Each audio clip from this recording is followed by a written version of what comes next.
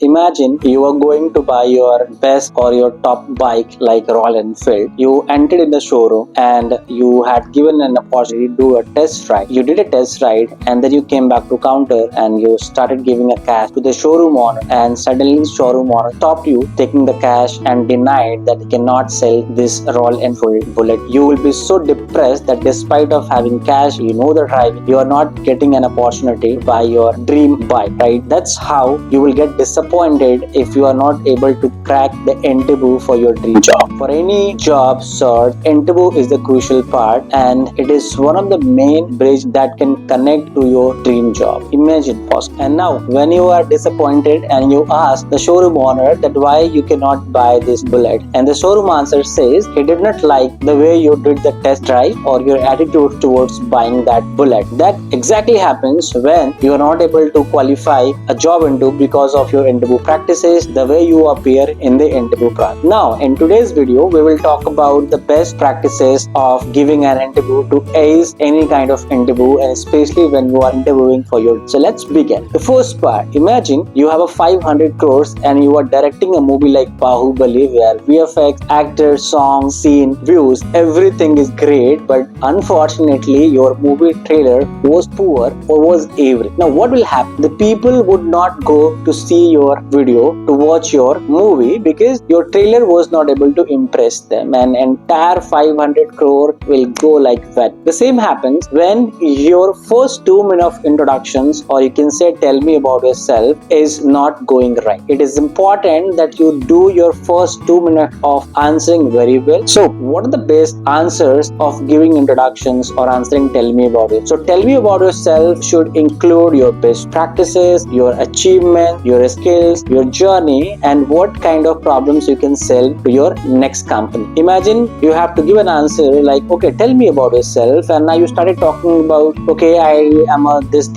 I did my graduation from this, I was working for a logistic company for the last 2 years, I was responsible for handling materials which was coming inside the warehouse. Definitely this kind of answer will bore your panel or interviewer very. Instead of this, try this. Hi, my name is Adam. I was working for a Microsoft as a logistics supervisor. I handled a warehouse worth $5 billion which was under my supervision. I was able to reduce the overall operational cost from $3 billion to $2 billion, which resulted a positive profit to the company. Apart from this, I was coordinating with multiple warehouses of Microsoft, and I was able to reduce the delivery time by 20%, and this, right? So you have to include the numbers, the achievements, and the kind of impact you were able to create in your last interview, and that's where you have to introduce yourself. The second question is, when you have to answer why do you want to change your job, you have to make sure you are not giving any kind of negative answers about your previous organization, like my manager was not good, the company culture was not good. These kind of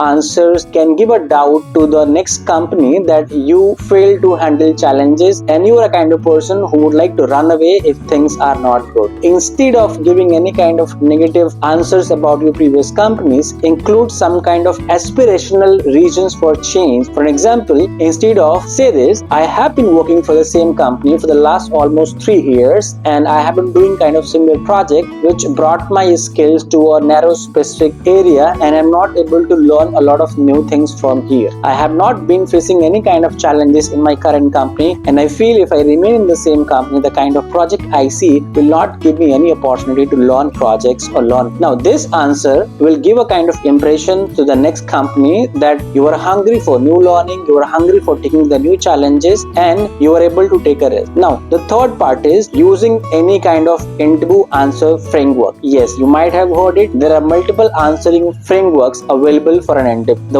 The best that I use or I advise, I call it SSC. It is start, stop, and content. For any question, you have to answer for 10 or 15 seconds, and then you have to take a pause and you have to ask the interviewer, is this something that you're looking for? By which means you are asking interviewer that is this kind of answer that you're looking for. If your interviewer is responding, yeah, kind of, okay, then you have to understand that you're not going in the right direction. Then what you should do? You have to use second S, which is stop. You have to stop answering and you have to take a 2 or 3 or maybe 5 seconds to understand that what kind of answer can surprise the interviewer. Now take a pause, think for 5 seconds, and then you begin again, and again you ask the interviewer that is this something that you're looking for, and if this time interviewer is saying yes confidently, then you can use C, which is continue with your answer. So this framework of start with your answer, stop after giving 10 seconds, and then get the agreement from the interviewer and then continue. This is the best method or framework for giving any kind of answer to the interview practice. Now the fourth part of interview is your body language and your eye contact. More than 70% people do not make a proper eye contact or do not maintain a proper body language in the interview, and despite of having great knowledge and skills, this can depress your interviewer, and probably even if you are a great answerer, you have given a good answers, but your eye contact and body language is not up to the mark, interviewer would not like you. So sorry, you have to maintain a great body language and eye contact, and while you are answering, you have to make sure that there is a continuous smile on your face, which can show that you are confident, you are enjoying the conversations, and there is no setback from you. Last but not the least, while you are ending up your interview, you have to greet and you have to handshake with the interviewer, and you have to ask, thank you for giving me this opportunity. I am glad that you like this conversation, and I'm looking forward for a positive discussion for the draft. Collect the email ID of the interviewer and send a greeting note, a thank you note, and you can also follow up in case you do not get any response from your company. If you want to know the template, go to description, I have already mentioned it, and watch this video and share with your friends and subscribe to my channel. I make videos around making interview process better to find your dream job. Thank you.